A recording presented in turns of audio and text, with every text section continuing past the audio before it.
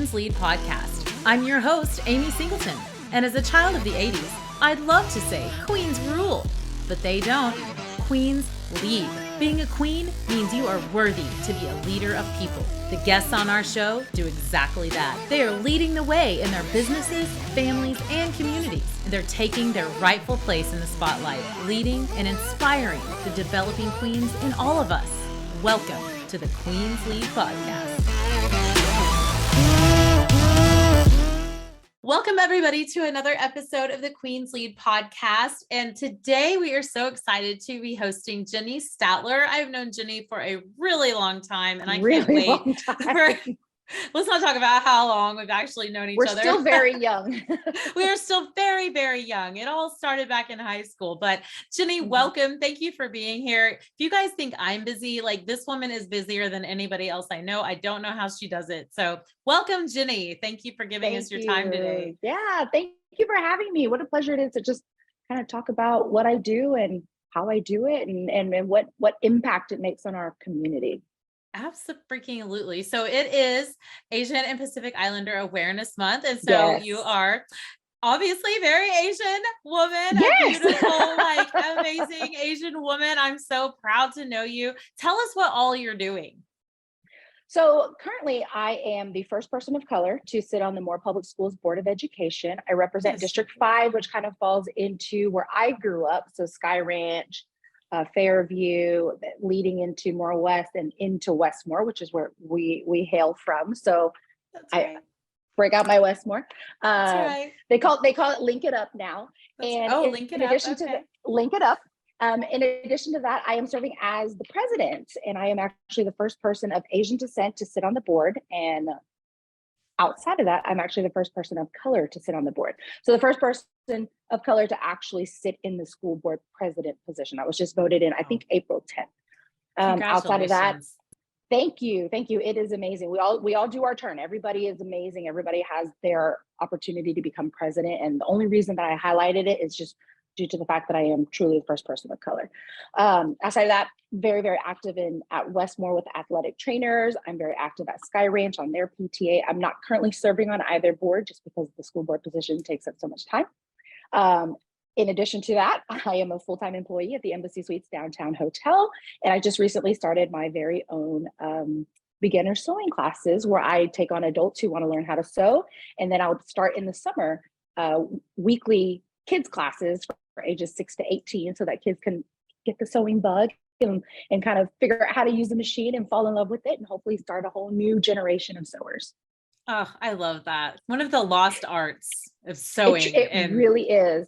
And truly. You know, what's funny is people ask when I got started and I say junior high. I took sewing with Miss Little. I don't know if you went to Moore West, but Miss Little was there and we got to make teddy bears and sweatshirts and things like that. And so we kind of got to find the art of sewing, and it has never left me. I love that. I was going to ask if it came from someone in your family, but that's interesting. It started in junior high.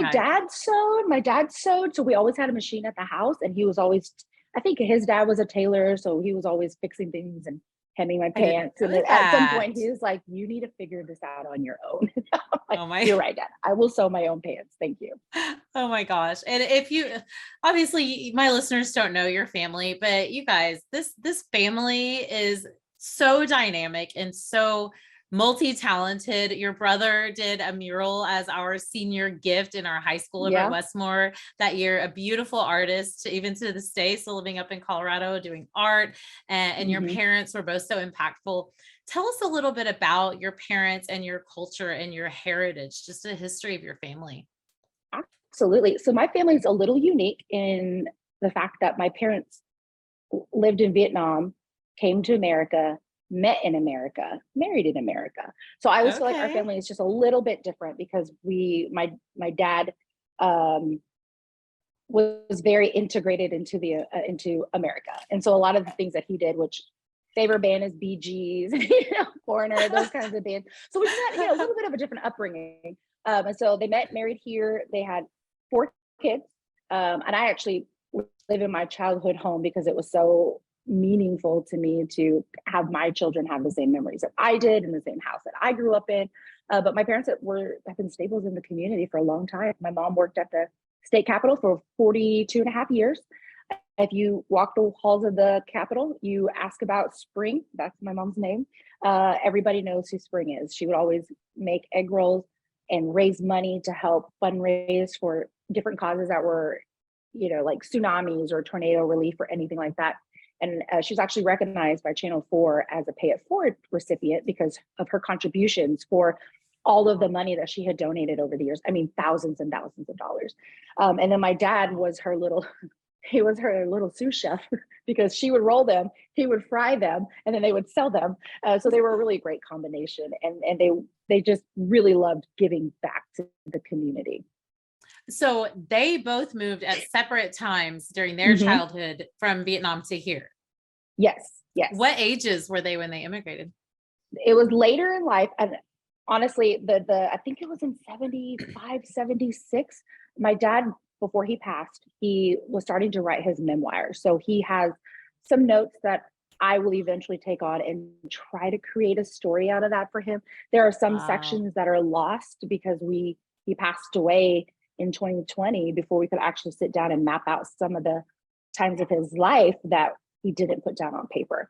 My mom went to OSU, so she lived in Stillwater. My dad came, and when Vietnamese refugees came to America, the Catholic Charities were located over off of in the Classen area, which is kind of how the Asian district came about in the first place. Okay. So with that, they would all go and they would, where the subway currently sits on Classen and 32nd-ish used to be a Dunkin' Donuts. And that is where all of the Vietnamese men would come, get coffee, talk to each other about where they had job openings and where they could go. So they were constantly trying to help each other find work. And then they would disperse, try and find jobs, and then they would come back every single day. Well, my dad had some friends that were coming to and from Stillwater. And in one of his travels, he met my mom. And within a month, he had asked for her hand in marriage. And within 3 months, they were married. And if you asked him, he would have said, and my dad was a character. If you knew him, this story makes perfect sense. He said he had just gotten a new car and he was putting a whole lot of mileage on it, driving to Stillwater. So he's like, so I had to marry your mom to bring her back to Oklahoma City so that I could save money on gas. Yeah, I love it. So that's his version. And I have a video on Facebook that shares that. It's cute. They had a lot of fun together, and it was really a joy to watch them in their marriage and kind of emulate what a relationship is supposed to be like. And as they compromise and kind of give and take a little bit, and the giving spirit that they both had, I mean, they really just instilled that in all four of us. Oh my gosh, what a rich freaking culture heritage of this family. Just as you stand alone, like the public service of it all, and just the genuine goodness of your family is so bright. It just makes me so proud to even know you.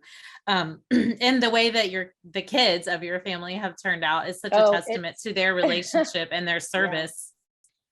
You guys are very impactful people. Thank you. That's what I would. We definitely seems like the word. We definitely think of what long-term, how our actions are going to affect the community, and by paving the way for our children. When you come to America, you raise a family, your first thought is, I want you to have what I never had. And so creating that sense of responsibility and sense of obligation to go on and become doctors or lawyers is something that you're supposed to do. My family is very different. My big brother, as you know, he's an artist. I'm a director of catering at the Embassy Suites in downtown Oklahoma City, and a public servant. My sister works at D. McGee, and then my little brother is a registered nurse. None of us are doctors. None of us are pharmacists. None of us kind of followed that same path. But I think that my parents realized early on that by stifling the creativity part of our lives, that wasn't going to allow for us to live full and happy lives. Because you had my dad, who was a draftsman, and he was able. Now he would piece things together with duct tape. Right. That was his style. And my mom, she was always crafting growing up. And she's, again, her making sure that people, whether it's the egg rolls or fried rice or things like that you always have a full belly. So, my parents were really funny and taught us to build a bigger table rather than,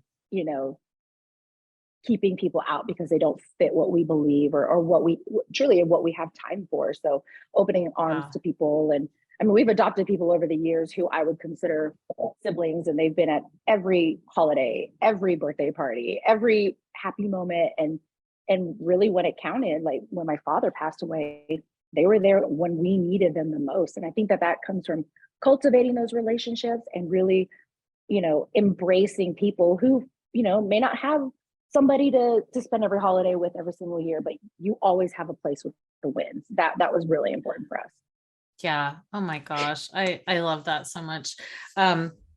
Oh, you just made me the whole thought I was going to ask you next fell out of my head because I'm just so wrapped up in the story of family, and it's so rare. I don't know if you understand or appreciate how rare that is, because I know so few people like that. Yeah, It's we're very together rare a for lot. today. We're together a lot. I think we're on the 12th year where I don't, so sometimes it falls over Thanksgiving and sometimes it falls over Christmas, but we'll do what we call the win bowl, and we play minute winning games, and we compete family against family for the coveted title of second place, because Second first place. place is the true losers because they have to play in the games for the next year. So everybody's like strategically throwing certain games, and everybody gets a child, a little kiddo to be on their team. So everybody has equal opportunity to get Yeah. second place. Yes. And it's so Oh my funny. And the gosh. year before my dad passed is the year that he and my mom won. And so when he passed, I thought, Oh. wow, what a sneaky way of getting out of planning these games, because I ended up Right. having to plan them. But he would have got a kick out of trying to figure out how the games were going to work and building the pieces and the props and things that we have to use for.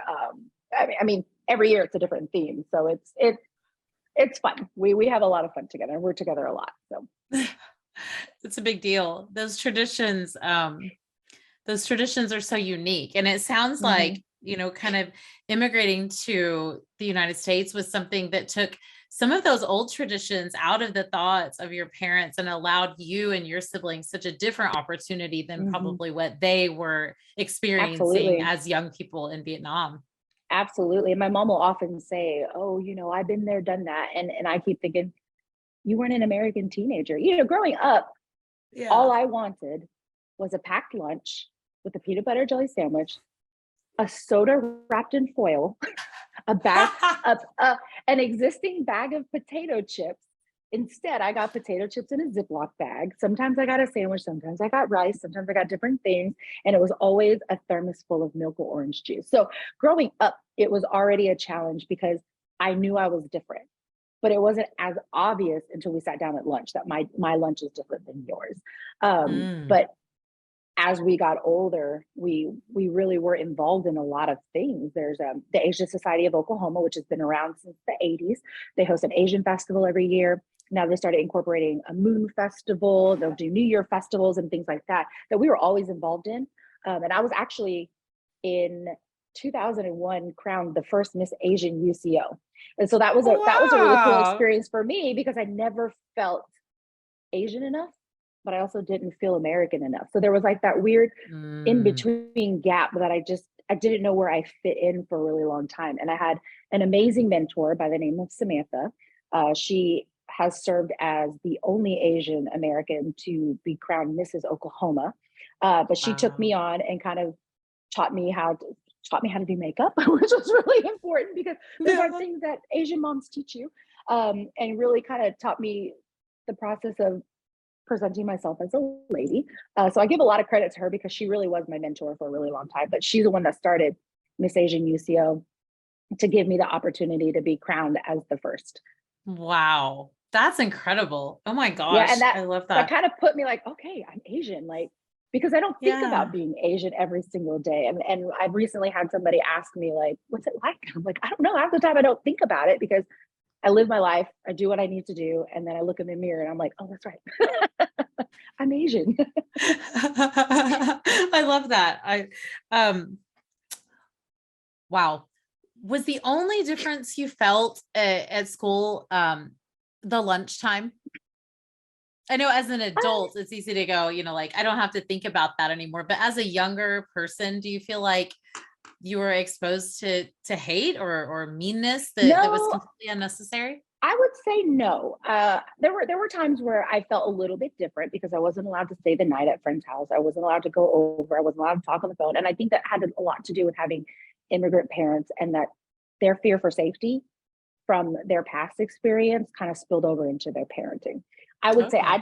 I didn't experience a lot of any racism until I was well into high school, and those were more inappropriate remarks about things and comments and names of people like, oh, I heard this the other day. But I would say, living where I live and going to school where I went, I always felt very included.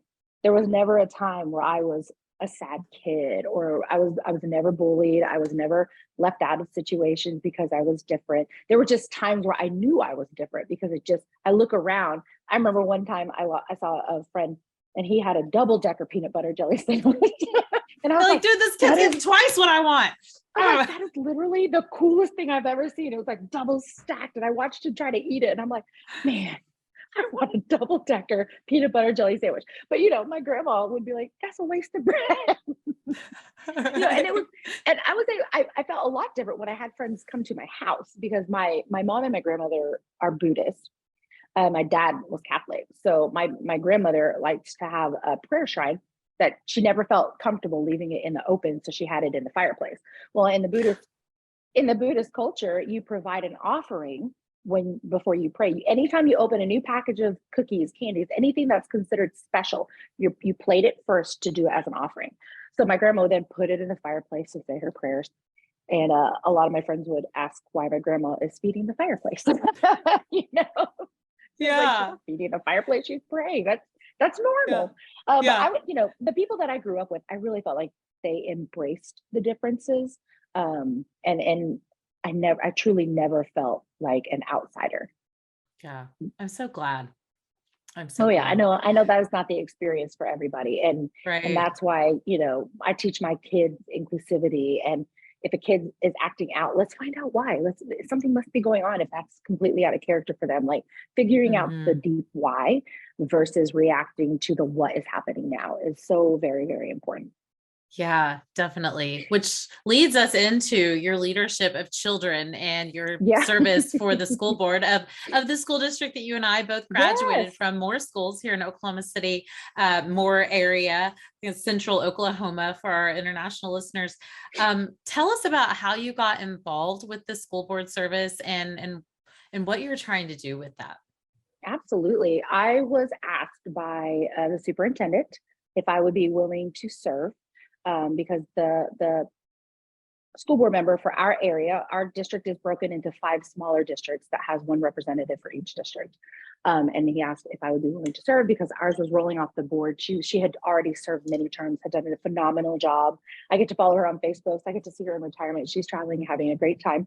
And I thought, if the superintendent has called me to serve, then that means you see something in me that I didn't know that I Like me, had. wait, who? You're I'm looking like, behind yeah, you like, are you absolutely. asking me? Yes, Oh, me. yes. Okay. Because Yeah, I've been prior to there. that, I had served on as president, vice president, secretary for the PTA board at Sky Ranch. And then I'd Mhm. also served as a board member for the More Public Schools Foundation Board, which is a phenomenal organization that raises money to help fund grant requests and site requests for all of the schools of Moore. Mhm. So I find out I have to go in December, put my name on the ballot. And I said, what do you mean I have to put my Like people are gonna They're vote like, on this? Are yeah, you joking me? name on the It's a ballot. popularity contest in adulthood. This So, something's wrong with this. so there were 2 other candidates. So after I put my name in, I was like, okay, what do I do now? And they're like, all right, now we campaign. And I was like, we do what?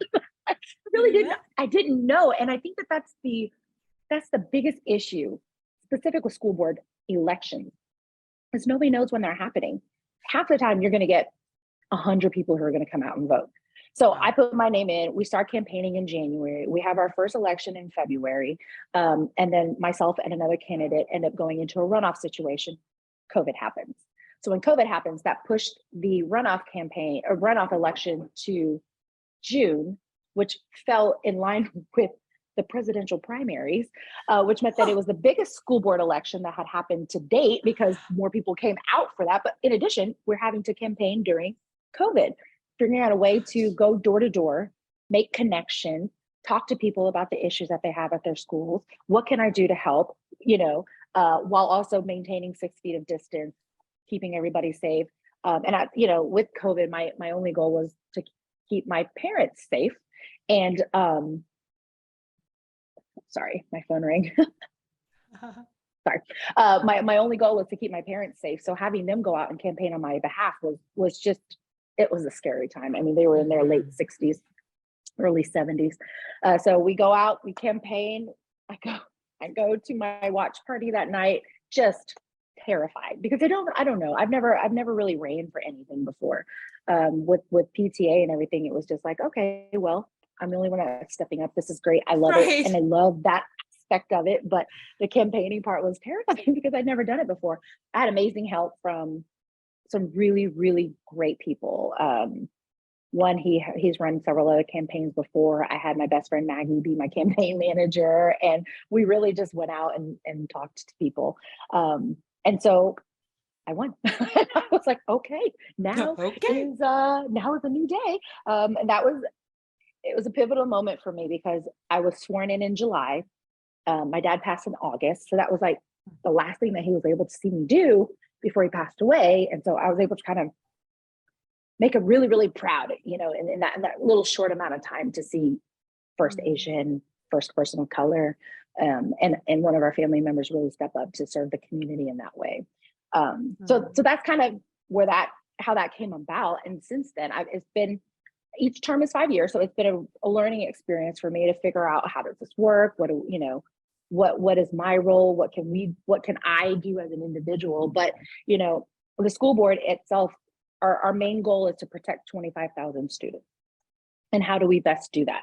How do we best pass policy and enact, existing policies to ensure that every student is going to school, they're learning, they feel safe, they're being fed, they're feeling loved, that they're receiving everything that they need in a school day, so that they can grow up, graduate, and become successful in whatever field, whether that is in college or a technical field or, an apprenticeship program or doing entrepreneurial work. There's so many different avenues, and it's so funny because when you and I were growing up, there was only one option: go to college. And I always tell my kids, my only requirement when you graduate for whatever you decide to do, you just have to have health insurance. That's it. I don't care I if love you it. love it. I don't care if you make $1 million. I don't care if it's a dream. If you break a tooth, can you fix it? Yeah. and not break the bank. So that's, my kids know, because my husband, he is a union plumber.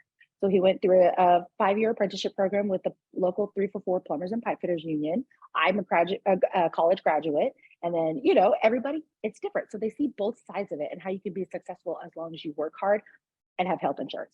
So again, that's the bottom line. that was a complete detour. That's my PSA for everybody. I love it. But yeah, like I said, insurance. Get health insurance. Like I said, my main goal with the school board is to just serve the district as best I can to protect 25,000 students. Mm-hmm. And you have a few of those students living under your roof as well, correct? Absolutely. I've got 2. I have one in high school. She's a freshman, which is almost over. And then I have a little 5th grader who will be going into her last year of elementary school next year. So it's been really exciting to see the changes in the district and how that's affected and helped my kids. Because one of the big things that is coming down the pike for middle school is an emphasis on the STEM programs. So my oldest daughter was accepted into the pre-engineering program at Westmore, which has a lot of which she didn't want to do. Let's be clear on that. I made her do it because I thought, this is an opportunity, and whether you're an engineer or not, this really gives you an opportunity to explore different areas that you could be successful at, or really determine and kind of isolate it down to where your talents lie. And now it's one of her favorite classes that she has. And she's really learning a lot of different things regarding architecture, fashion design. They do CAD work, which is computer work, and the building, like the insides of the buildings, and how plumbing works and how electric works and things like that. So it's been really interesting to hear her tell me about the projects that they're working on in school. But that didn't exist when we were growing up. And what a beautiful change that has happened with that. And each high school is receiving a college readiness building. And those buildings are going to have a lot of STEM-based and engineering-based curriculum inside of it, but it's going to give these kids an opportunity that they can get their associate's degree while they're still in high school. You know what I mean? Yeah. They can graduate from more Norman technology with their pre-engineering certificate by her junior year of high school. If she will, if she'll finish the program, she will graduate from Moore Norman as a junior. So it's just so many wonderful opportunities. One of my favorite features with the college readiness program is that each one is going to have a coffee shop that is going to be run by the special ed kids. So it's going to give them an opportunity to have real work-life experience, be able to interact with people. And I just think that that's such an amazing opportunity for them to feel like they're involved in school and are able to, you know, like see everybody and make a cup of coffee. So exactly. That is a really cool program. Yeah. I was going to ask you what you thought the biggest change from Moore schools when we were there in the 90s to, and she was there a little longer than me, but in the 90s ish to now. But I think you kind of just hit the nail on the head. It's the opportunity that's in front of these kids. Like my oldest is 19, graduated last year, went through that pre-engineering program. I just knew he was going to be ready to go up to Colorado School of Mines and be certificate. We went and toured it and he was like, not for me. Okay. But that pre-engineering certificate that he got through Moore Norman from freshman and sophomore year allowed him to enter the mechanic, their auto maintenance program. And he is loving it. He's about to finish that. And so now he's got a great job with the dealership and lots of opportunity. And he loves working on cars. And he wouldn't have known that without that engineering opportunity and the opportunity to go to a really expensive and strategic and you know, detailed engineering school. But he learned early that wasn't for him. And that's the opportunity our kids are getting now with our Moore Public Schools has an internship program. My stepdaughter went through that and found out really quickly she in fact did not want to be a teacher and deal with a classroom full of students every day. And that was valuable information. Absolutely. To learn her junior year. To dream and to think is different than to execute and make happen. And sometimes the reality of what you want is not what you want. And I think that that's extremely important, that while it's paving a lot of paths, I agree with you that sometimes it allows you to really zero in and focus on the path that's going to work best for you. And, you know, kids change their major so much in college that what better opportunity to kind of break that down and not waste those years by, you know what I mean? Figuring it out early on and making that decision for yourself. Like I said, there's no right path. There's no wrong path. It's just a matter of figuring out what works best for you, your family. And again, do you have health insurance? Do you have health insurance? This is really the bottom line. Scary. Yeah. I love it. So, well, we briefly touched on your job with Embassy Suites. You run their catering department there. Is that correct? Do. Yes, I've been here for 4 years. I get to work with a lot of large corporations. We do a lot of smaller events. We do a lot of multi-day events, one-day events. I mean, I've been an event planning junkie for years. I love it. I enjoy every aspect of it. And my goal was to become a director of catering within so many years, and I achieved it. Thank goodness. That's awesome. I don't know what I honestly don't know what else I'd be doing, because I was one of those kids that when in college I changed my major. I originally went in for music theater, and then I realized I got married at 21, so I knew I wouldn't eat if I was at rehearsals all the time because I couldn't really hold a job at the same time. Then I went into broadcasting, and then I eventually settled on to corporate communication. But at one point I wanted to be a tour manager where I was going to like run big concerts and things like that, which would have been great, but that's not, from looking back, I'm glad that didn't happen. So going the event route and really being able to take people's vision, take people's ideas and really execute it into really, really well-ran programs with really good food, which is extremely important. Is really, I mean, I've been here 4 years, but I've been in catering for 15 years. So it's definitely a career for me. You know, at this point it's a career.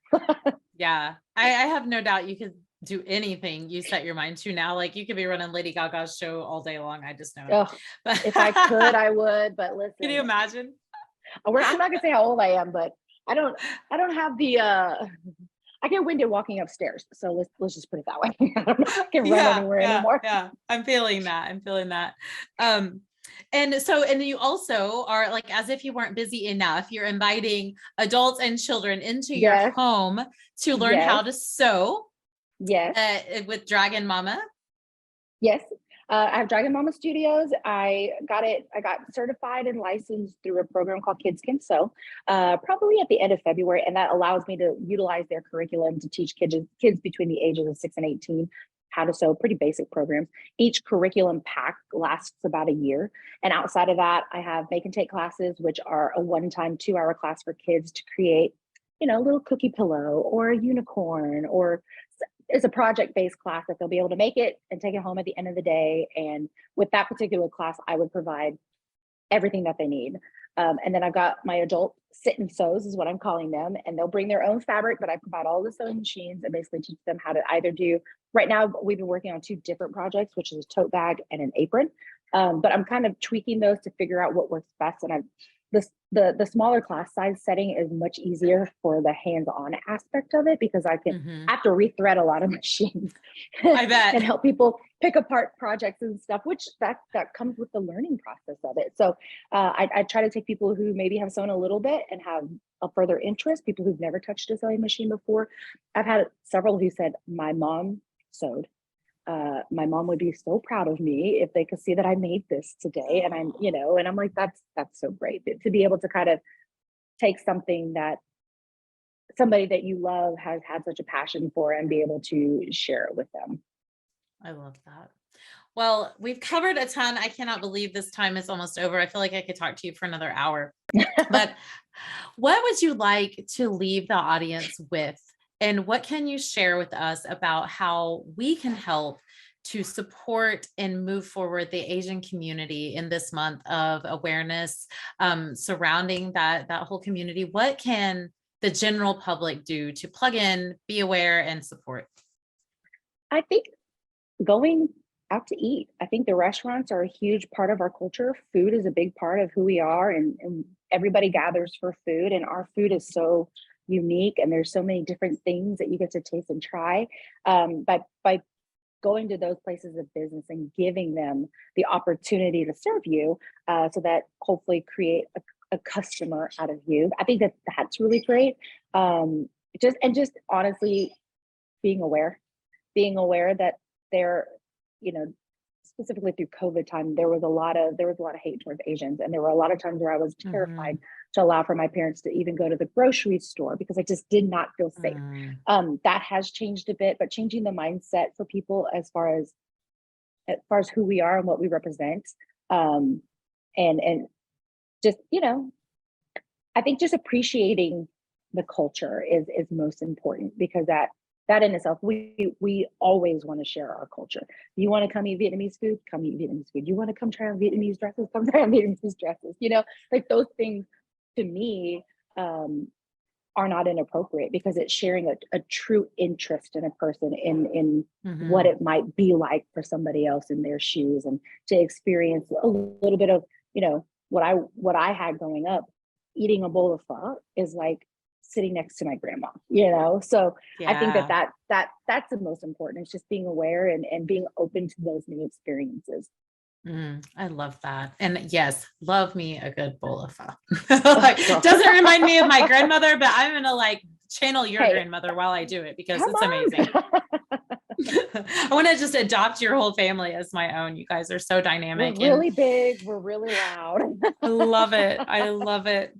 Jenny, thank you so much for just being yourself, for promoting the culture of family and love and people and connection to our community. I can't thank you enough for your board service of our school board. Of course, I still have a student there. And I graduated from there. So it means a lot to me to see these new opportunities being placed in front of our children, and the awareness of those opportunities growing all the time. I just know that the next generation has got some pretty big shoes to fill with yours.